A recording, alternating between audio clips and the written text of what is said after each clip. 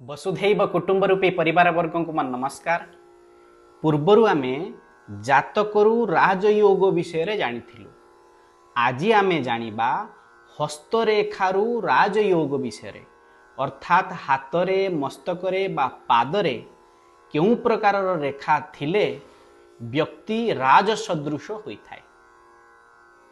तेबे ता पूर्वर जो माने मोर चैनल को सब्सक्राइब करना दयाकोरी सब्सक्राइब करंतु एवं लेटेस्ट वीडियो पाइबा पई पाखरे थिबा बेल आइकन को प्रेस करंतु।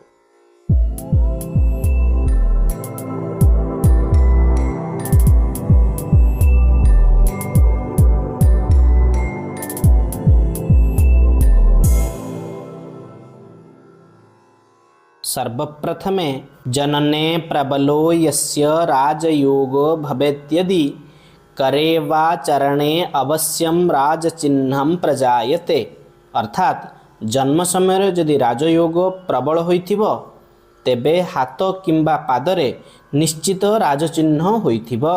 अंगुष्ठ मध्ये पुरुषस्य यस्य विराजते चारु यवो यशस्वी स्ववंशभूषा सहितो विभूषा यूषा जनैरथ गणैश्च मर्त्यः।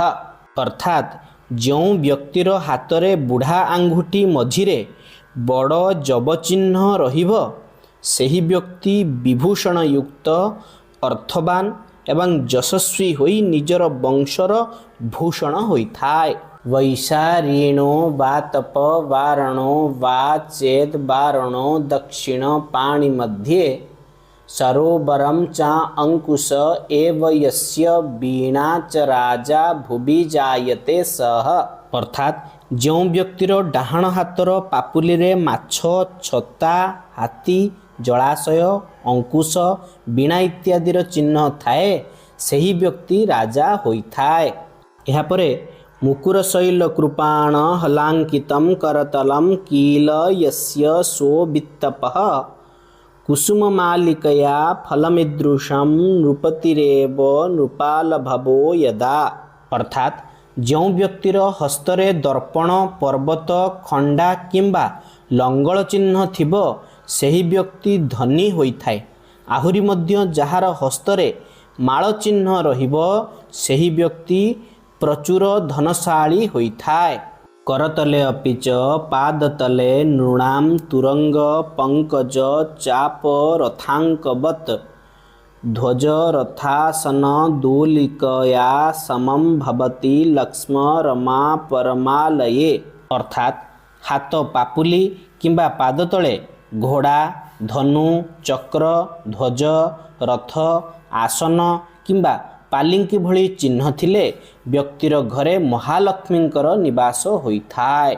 एहा परे कुंभस्तंभो बा तुरंग मृदंग पाणबंको बा द्रुमो यस्य पुंसः पंचदंडो अखंड लक्ष्म्या परितः किंबा सो अयम पंडितः श्रौंडिको बा। अर्थात हातरे घोड़ा खंब मृदंग वृक्ष किंबा दंड चिन्ह रहिले व्यक्ति अखंड लक्ष्मी प्राप्ति करिबा सह पंडित मध्य होइथाय। विशाल भालो अंबुज पत्र नेत्रः सुवृत्तमौलिः क्षितिमंडले यः आजानुबाहु पुरुषं तमाहु क्षोणीभूतां सौक्षतरम महांतम। अर्थात व्यक्तिर ललाट बड़ होइथिबो नेत्र पद्मपरी मुंड गोलाकार हाथ आंठू पर्यंत लंबा होइथिले व्यक्ति राजा मानक मध्यरे श्रेष्ठ होइथाय। एहा परे नाभिर्गभीरा सरला च नासा वक्षः स्थलं रक्तशीलातलाभम आरक्तवर्णौ खलु यस्य पादौ मृदु भवेतां स नृपोत्तमः स्यात्। अर्थात जहार नाभि गर्त बा गहिरिया होइथाय नाक सीधा छाती नाली पत्थर भली शक्त एवं पाद नाली वर्णर एवं कोमल होइतिले व्यक्ति सम्राट होइथाय। राजते करगो यस्य तीलो अतुल धनप्रदः तथा पादतले पुंसा वाहनार्थ सुखप्रदः। अर्थात ହାତ ପାପୁଲିରେ ତିଳ ଚିହ୍ନ ରହିଲେ ଅତୁଳ ଧନଦାୟକ ଦେଇଥାଏ, ଅର୍ଥାତ୍ ଯେଉଁ ଧନ ପ୍ରାପ୍ତିର ତୁଳନା ନଥାଏ। ସେହିପରି ପାଦ ତଳେ ତିଳ ବା ସବାରି ରହିଲେ ଧନ ଏବଂ ସୁଖଦାୟକ ହୋଇଥାଏ। ରାଜବଂଶ ପ୍ରଜାନାନାଂ ସମସ୍ତ ଫଲମିଦୃଶମ୍ ଅନ୍ୟେଷାମ୍ ଅଲ୍ପତାଂ ୟାତି ତଥା ବ୍ୟକ୍ତମ୍ ସୁଲକ୍ଷଣମ୍। ଅର୍ଥାତ୍ ଏହି ଫଳଗୁଡ଼ିକ ସାମାନ୍ୟ ରାଜବଂଶ ପାଇଁ, ମାତ୍ର ସାଧାରଣ ଜନସାଧାରଣମାନଙ୍କ ପାଇଁ ଏହା ଆଂଶିକ ଫଳପ୍ରାପ୍ତି ମଧ୍ୟ ଅଟେ। ଏଣୁ ସାଧାରଣ ଜନସାଧାରଣମାନଙ୍କ ପାଖରେ ଏହିଭଳି ଚିହ୍ନ ରହିଲେ ମଧ୍ୟ ରାଜସଦୃଶ ଫଳ ମିଳିଥାଏ। ତେବେ ଆପଣମାନେ ଜାଣିଲେ ହସ୍ତରେ ବା ପାଦରେ କେଉଁ ପ୍ରକାର ରେଖା ଥିଲେ ରାଜయోଗ ହୋଇଥାଏ। ତେବେ ଆଶା କରୁଛି ଭିଡ଼ିଓଟି ଆପଣମାନଙ୍କୁ ଭଲ ଲାଗିଥିବ। ତେଣୁ ଧନ୍ୟବାଦ। ନମୋ ନମଃ।